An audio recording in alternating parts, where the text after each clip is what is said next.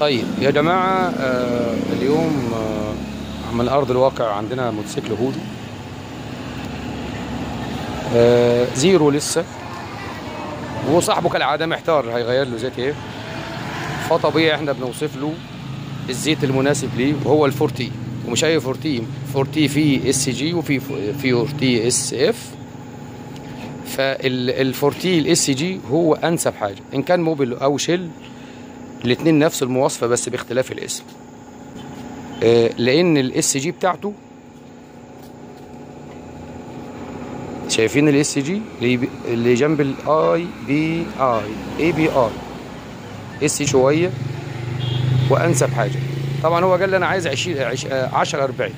ال 10 40 زيت اخف، هي اللزوجه اعلى بس زيت اخف، لكن ما ينفعش مع الموتوسيكل الصيني العادي ده. عايز الريس اللي هو 4 بيستم، اللي هو فيه تبريد ميه وزيت وهواء. وطبعا الموتوسيكل الصيني معروف ان هو ما فيهوش اي تبريد خالص. والخامه كمان المصنعه منه الموتوسيكل او الخامه المصنعه منه الموتور التمونيا ضعيفه شويه، فما يستحملش اللزوجه العاليه، هيسخن منه والزيت هيبوظ. كده كده 500 كيلو هينزله، فمش هيفرق معاه. ال 10 40 اللي هيظبطه اكتر ال 20 50. تمام. وتكون اس جي. السلام عليكم.